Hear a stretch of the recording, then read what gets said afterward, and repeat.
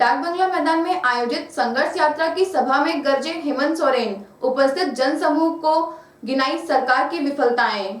गांधी प्रतिमा के माल्यार्पण के बाद हेमंत सोरेन डाक बंगला में आयोजित संघर्ष यात्रा रैली जनसभा को संबोधित करते हुए उन्होंने कहा कि संघर्ष यात्रा के दौरान पूरे झारखंड 1000 किलोमीटर का यात्रा तय करके रघुवर सरकार की नीतियों को सभी तक पहुंचाने के लिए यहां यात्रा निकाला गया है। झारखंड राज्य हमें लंबे संघर्ष के बाद सुंदर झारखंड मिला। गुरुजी के आंदोलन के बाद हमें झारखंड राज्य मिला, लेकिन झारखंड के रघुवर सरकार यहाँ के आदिवासियों को सिर्फ ठगने का काम किया। गुरुजी ने झारखंड राज्य अलग जिस उद्देश्य से किया गया, लेकिन रघुवर दास व भाजपा ने 18 साल तक झारखंड में शासन किया। यही कारण है कि 18 साल में झारखंड को अग्रिम राज्य के रूप में आगे बढ़ना चाहिए था, लेकिन रघुवर दास के गलत नीति के कारण 18 साल पीछे चला गया। सरकार के ऐसे योजना लाते हैं जिससे सिर्फ सरकार को फायदा हो रही है, आम जनता को नहीं। रघुवर सरकार ने पूरे झारखंड में लगभग 20,000 विद्यालयों को बंद करने का काम किया है, जिसके कारण गरीब बच्चों की पढ़ाई से वंचित हो गए। सरकार की नीतियों के कारण जमीन खरीद बिक्री रजिस्ट्रेशन बंद पड़ा है। सरकार जमीन के सरकारी मूल्यांकन को बंद कर रखा है ताकि मुआवजा कम दिया जा सके। आगमन का ये संघर्ष यात्रा का जो शुरुआत देखने में हुआ है, काफी लोग उत्साहित हैं। जवाहरगुड़ी मुहिम में काफी लोग उत्साहित थे, महिलाएं काफी जो यहाँ सब वहाँ जमा हुए हैं। और मैं स्पष्ट करना चाहता हूँ, जहाँ भी कार्यक्रम हो रहा है पूरे लोगों ने अपना श्रद्धा से किया है। कहीं भी हम लोगों ने 1% में खर्च नहीं किया, इज्जत के खर्च किया है। हेमंत बाबू के प्रति लोगों को श्रद्धा है। लोग चाहते हैं कि किसी ये नकारा सरकार, रघुवर सरकार और केंद्र में मोदी सरकार है जो सिर्फ लोगों को दिग्भ्रमित करके फोटो खिंचवा करके कुछ विकास का काम तो किए नहीं, किसी समाज का काम नहीं किए, चाहे आदिवासी हो चाहे गैर आदिवासी हो, संख्या को मूलवासी हो, जो खत्म कर दिया है। बाहरी लोग लाके जो मास्टर बहाली वाल के भर दिए हैं, जो शिक्षक काम किए हैं, जो हेमंत बाबू की सरकार में मदरसा शिक्षक को तनख्वाह मिल रही थी, सबको बंद कर दिया, एकदम जबरदस्ती बंद कर दिया। लाठी से होता है उसे बंद कर दिए हैं। 2 माह से यहाँ के संस्कृत शिक्षक को उर्दू से जो तनख्वाह नहीं मिली है। आप लोग को 21 मिनट लगाए हुए हैं। जब हेमंत बाबू की सरकार बनेगी तभी हम लोग भुगतान नहीं 1 पैसा खर्च नहीं कर रहे हैं। इस साल बारिश हुई थी, बारिश के नहीं हुई थी बारिश, लोग परेशान है और हर मामले में हर तरह से लोग इस सरकार को नकार चुके हैं। मैं विश्वास दिलाता हूँ जब चुनाव होगा यकीनन यहाँ से भाजपा खत्म होगा और हमारे प्रदेश में झारखंड के मुख्यमंत्री हमारे हेमंत बाबू होंगे। तभी हम लोग और इसलिए साथियों अभी और बहुत कुछ जाना है, कार्यक्रम है, इसलिए मैं तमाम लोगों को जो यहाँ पर आए हैं कार्यकर्ता का जो पूरे रास्ते में कार्यकर्ता लोग आए हैं, गाड़ी मोटरसाइकिल सब लेकर के, मैं धन्यवाद देता हूँ। मंच पे पार्टी के सभी जिला और केंद्रीय स्तरीय पदाधिकारीगण और विशेषकर यहाँ उपस्थित मधुपुर के विभिन्न गांव से पंचायतों से आए हुए आप सभी ग्रामीणों, किसान भाइयों, माताएं बहनें, नौजवान साथी, प्रबुद्ध नागरिकगण, आप सभी लोगों का सर्वप्रथम इस संघर्ष यात्रा के स्वागत कार्यक्रम में बहुत बहुत शुक्रिया अदा करते हुए, धन्यवाद देते हुए जोहार करता हूं, नमस्ते करता हूं, आदाब करता हूं। हजारों किलोमीटर का सफर तय करने के बाद आज ये संघर्ष यात्रा आपके मधुपुर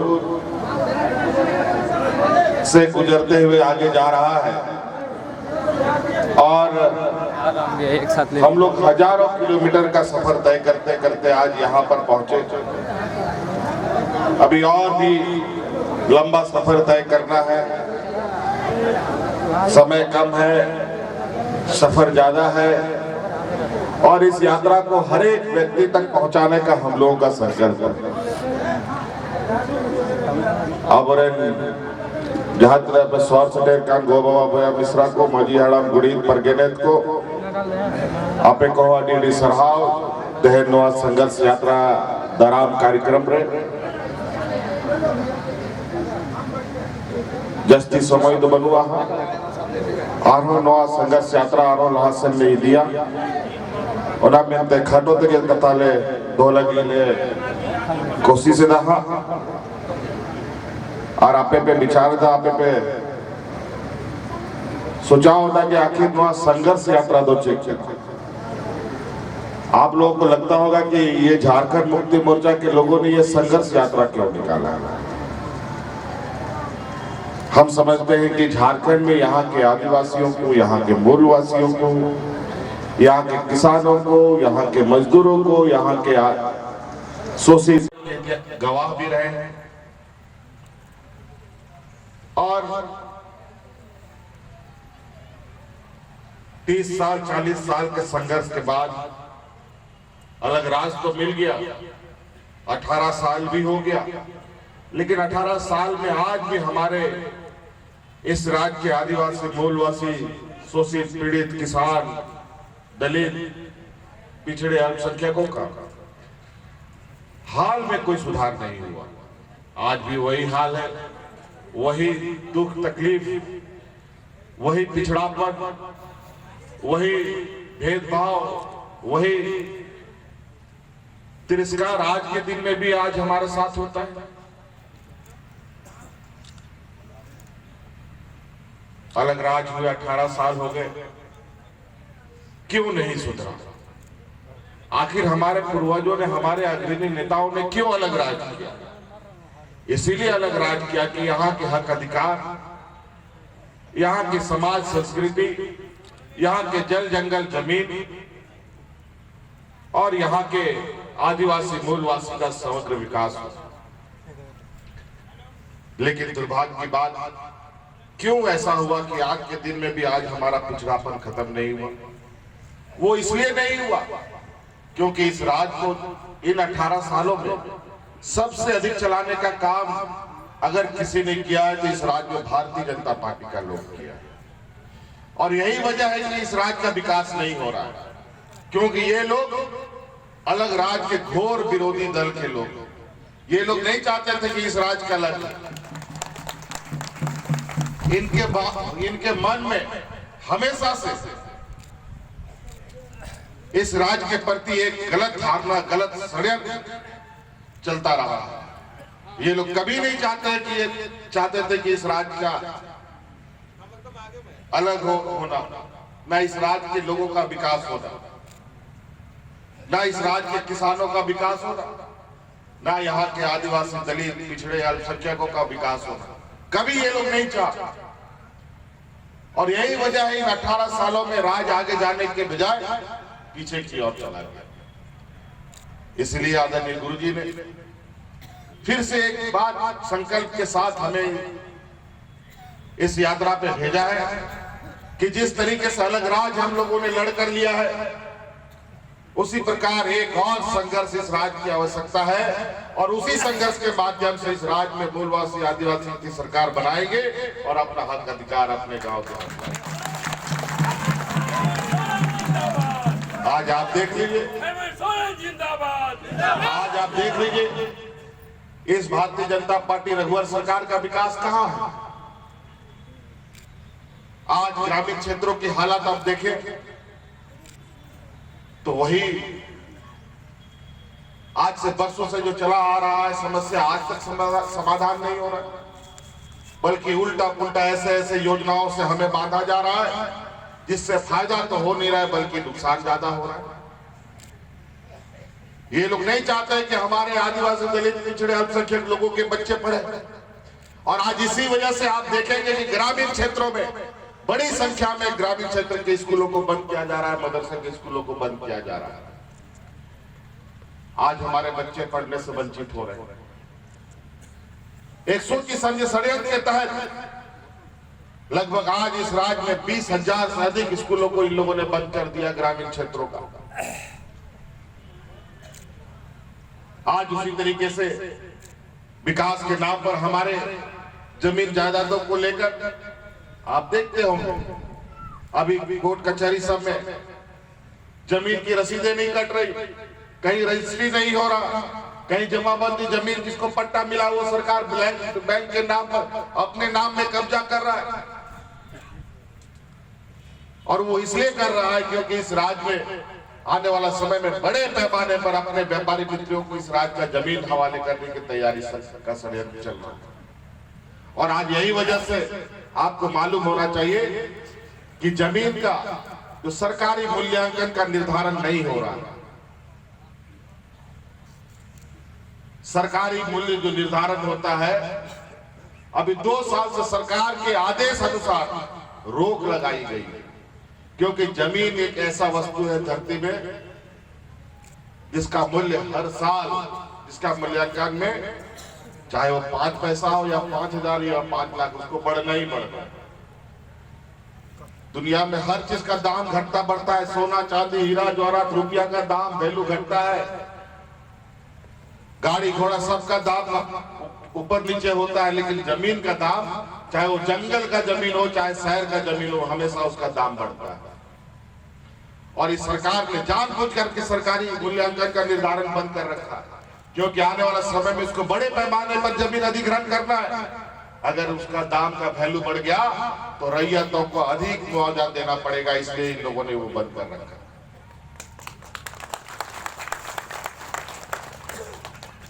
पहले ही 4 साल में इन लोगों ने तो यहाँ हमारे पीठ पर अनगिनत छुरा भोंका। CNT SPT कानून, भूमि अधिग्रहण कानून, नियोजन नीति के माध्यम से दूसरे राज्यों को लोगों को लाभ मिल रहा है। आज इस सरकार से आप कोई हक अधिकार मांग भी नहीं सकते। अगर हक अधिकार के लिए आप आंदोलन करेंगे, सरकार के खिलाफ बिगुल फूकेंगे, या तो आपको पुलिस का गोली खा के मत जान देना पड़ेगा, या तो जेल में जाकर सड़ करके अपना जान देना पड़ेगा। ये सरकार की नीति। आपने देखा पारा शिक्षकों के साथ क्या हुआ। आंदोलन कर रहे थे तो मुख्यमंत्री ये बोलते हैं कि जो अगर हमारे खिलाफ आंदोलन करेगा उसको इतना केस ला देंगे कि जीवन भर जेल का चक्की पीसता रहेगा। यही बोलता था।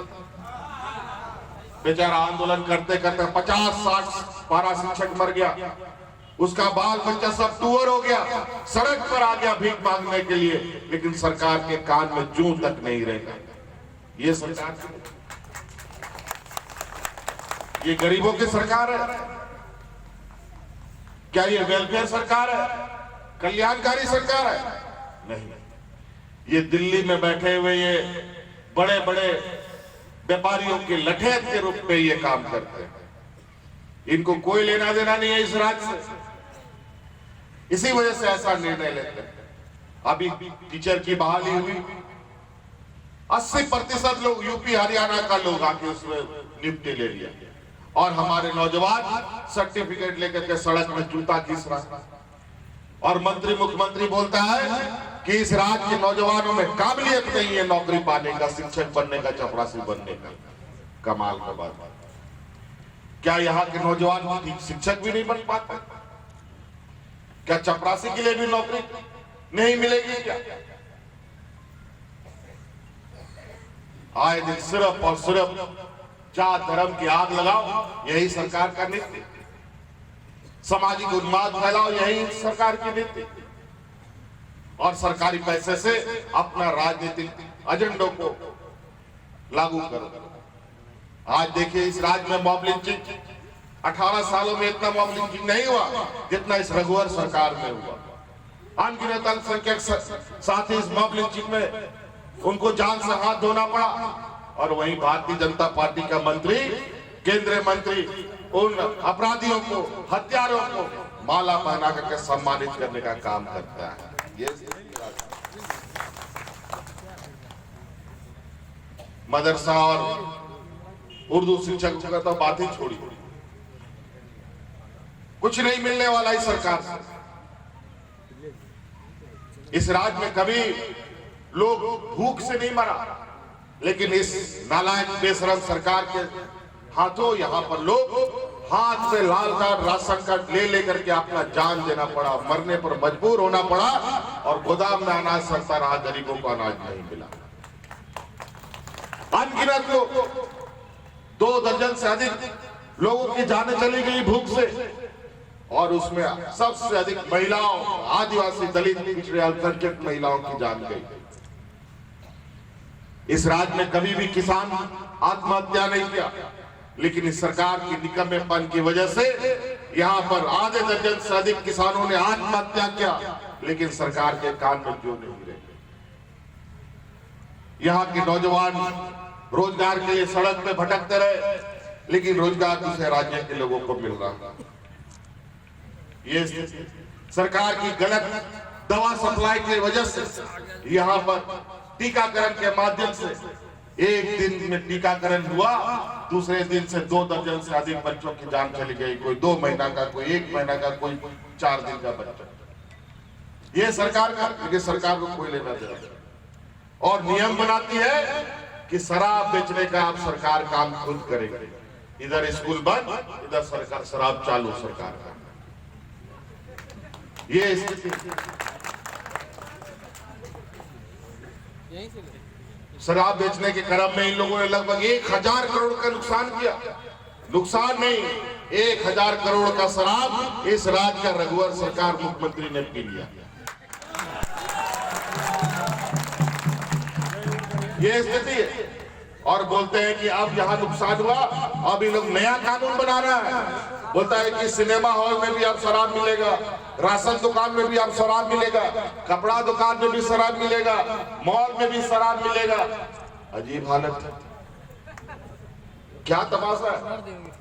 लोगों को शराब पिलाने का इसलिए लगता है ठेका ले लिया, नौकरी आपको मिलेगा नहीं। आप तो नौकरी के लिए दुबई और सिंगापुर में जाकर के भीख मांगता है कि झारखंड के लोगों को नौकरी दो, और यहाँ का नौकरी छत्तीसगढ़, यूपी, हरियाणा के लोगों को। और आपके लिए नौकरी दुबई और चाइना और सिंगापुर में, वहां आप जाइए नौकरी कीजिए, और आपका यहाँ जमीन हड़प करके बड़े बड़े व्यापारियों को देके चल जाएगा। ये स्थिति। तो कई ऐसे विषय आप लोग को ध्यान देना होगा, क्योंकि ये जुमलों वाली सरकार है।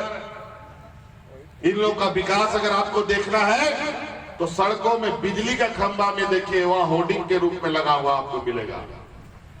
ब्लॉक का बड़ा बड़ा पोस्टर में मिलेगा, टीवी में, रेडियो में दिखेगा, जमीन में कहीं नहीं मिलेगा। आज असंवैधानिक तरीके से ग्राम विकास समिति, कमल क्लब बना करके सरकारी पैसे का बंदर बाट और लूट किया जा रहा है। हमारी त्रिस्तरीय व्यवस्था, जो हमारा ग्राम सेवक और ग्राम जो गांव के स्तर में जो पदाधिकारी है, उनसे काम नहीं लिया जा रहा। अब ये लोग अपने भारतीय जनता पार्टी के एजेंटों के माध्यम से, सरकार के पैसे के माध्यम से अपना कार्यकर्ता खड़ा करने का तैयारी चल रहा है। इसलिए इस संकल्प के साथ हम लोग निकले हैं कि ये संघर्ष यात्रा, इस राज्य में कोई बेरोजगार ना रहे, इसलिए ये संघर्ष यात्रा। इस राज्य में कोई किसान आत्महत्या ना करे, इसलिए संघर्ष यात्रा। इस राज्य में कोई भूख से ना मरे, इसलिए संघर्ष यात्रा है। इस राज्य में कोई नौजवान अशिक्षित ना रहे, इसलिए संघर्ष यात्रा।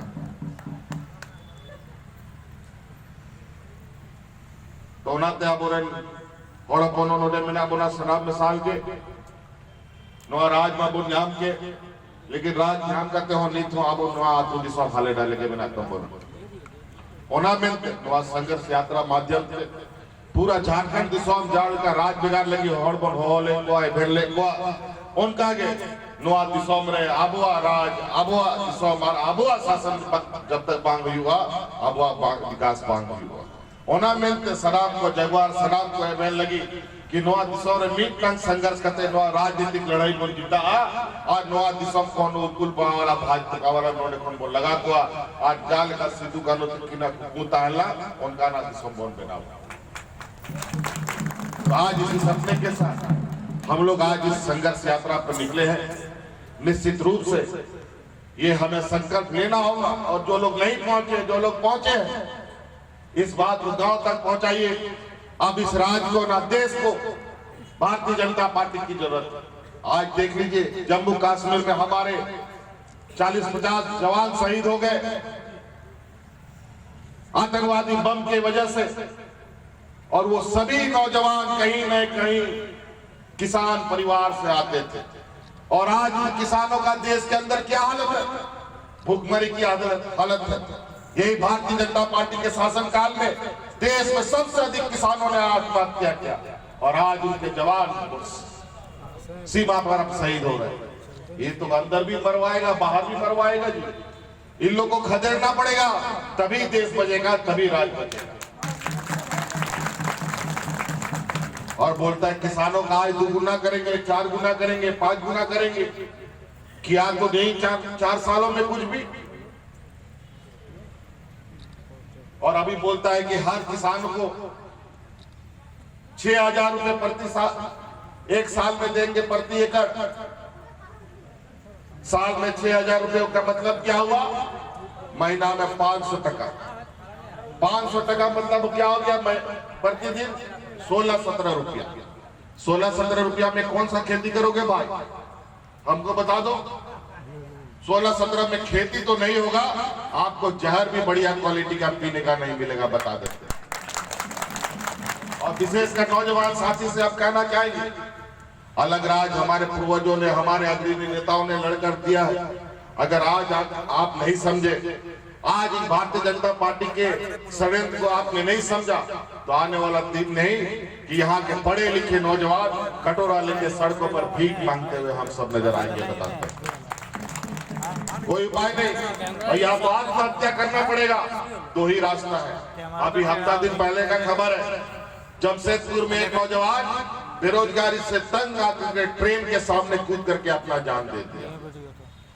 आपके साथ भी ये मजबूरी ना आ जाए, इसलिए आप लोग तैयार रहिए अपना हंस को देखने के लिए। और आने वाली पीढ़ी को अगर आपने ध्यान नहीं दिया तो आप जाएंगे, आपकी आने वाली पीढ़ी भी जिस तरीके के पारा शिक्षक के साथ पारा शिक्षक की जाने चली गई और उनके परिवार जो सड़क पर आ गया है, वही स्थिति हम नौजवानों की भी हो जाएगी, बताता है। अगर आपने मौजूदा हालात को नहीं समझा, इसलिए ये राज बहुत नाजुक दौर से गुजर रहा है। अगर आज नहीं संभाला तो ये राज दोबारा नहीं संभलेगा। इस वजह से समय से पहले झारखंड मुक्ति मोर्चा इस राज का आह्वान करने के लिए निकला है और इस राज के लोगों को जगाने निकला है। बाकी आप लोगों को अपने ग्रामीण क्षेत्र में संघर्ष यात्रा को ले जाना है, प्रखंडों में ले जाना है, पंचायतों में ले जाना है, ताकि इन लुटेरों से हम लोग बच पाए। ये पूरी तरीके से लुटेरों की टीम है, जुगलों की टीम है।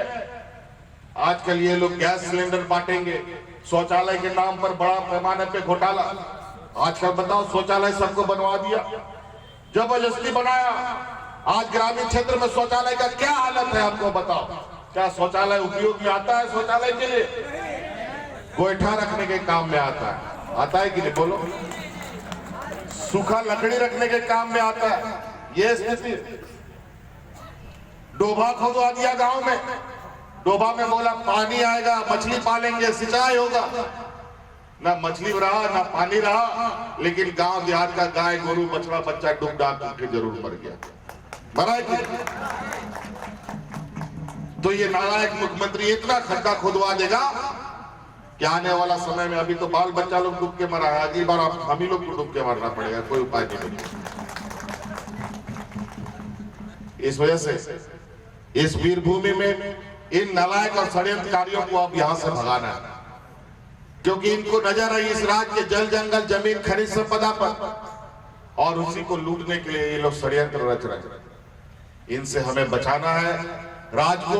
इस वजह से झारखंड मुक्ति मोर्चा हमेशा एक सिपाही की तरह रहा है और सिपाही की भूमिका 2019 में लड़ाई लड़ेगा और यहाँ के मूलवासी आदिवासियों की सरकार बनाएगा इन्हीं संघर्ष यात्रा के माध्यम से। तो आगे और भी जाना है साथियों, इन्हीं कम बातों को अधिक समझने का प्रयास करें। इन्हीं बातों के साथ सबको बहुत बहुत धन्यवाद। जोहार, जय हिंद, जय भारत।